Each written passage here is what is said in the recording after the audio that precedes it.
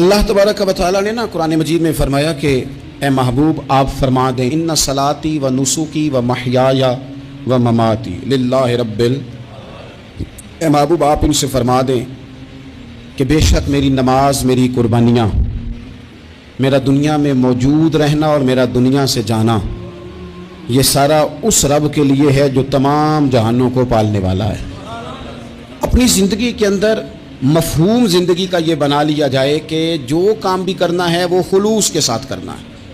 ये जो रियाकारी होती है ना, दिखावा, ये इंसान को ज़हनी अज़ियत का शिकार कर देता है। दिखलावे वाला आदमी फिर हर वक्त इस माहौल में रहता है कि किसी ने देखा कि नहीं।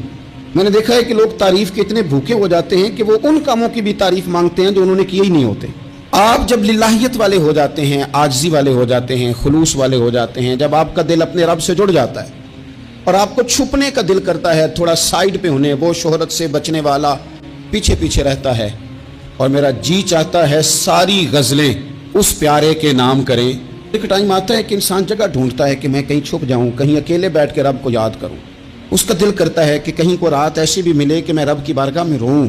कभी वो अपनी मजबूरियों पे रोना चाहता है कि मालिक फ़लाँ चीज़ क्यों नहीं, और कभी उसका इस बात पे रोने को दिल करता है कि मेरी तो इतनी औकात ही नहीं, मेरी तो इतनी हैसियत ही नहीं, मैं तो इस काबिल ही नहीं। इस पर भी रोने को जी चाहता है। रियाकारी, दिखलावा, तसन्नो, बनावट, तारीफ़ की ख्वाहिश, ये इंसान के दिल में खटकती है, सुई की तरह चुभती है।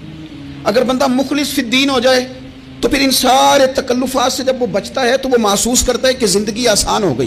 ये जो सादा ज़िंदगी होती है ये आसान होती है, इसमें बंदा मुखलिस रहता है। नबी पाक सल्लल्लाहु तआला अलैहि वसल्लम से सहाबी ने पूछा था, या रसूल अल्लाह सल्लल्लाहु अलैहि वसल्लम, एक बंदा जिहाद के लिए जाता है, उसकी नीयत सवाब की भी है और शोहरत की भी है। ऐसा नहीं कि सवाब की नीयत ही नहीं सिरे से, उसका ख्याल ये है कि मुझे अल्लाह के हुजूर से अजर भी मिलेगा और चलो जब मैं जिहाद करूँगा, मुजाहिद बनूँगा तो फिर मेरी शोहरत भी हो जाएगी।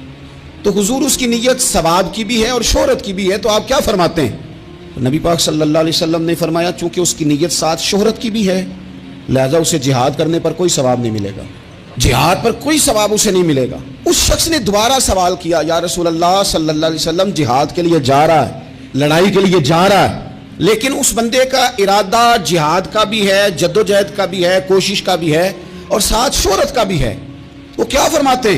तो महबूब ने फरमाया, चूंकि उसकी नीयत साथ शोहरत की भी है, उसे जिहाद का कोई सवाब नहीं मिलेगा। उसने तीसरी दफा अर्ज की, हुजूर उसकी नीयत शोहरत की भी है और जिहाद की भी है, तो क्या हुक्म है?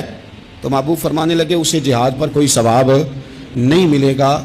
सवाब उसे तभी मिलेगा जब वो खालिस अल्लाह की रज़ा के लिए मैदान के अंदर निकलेगा।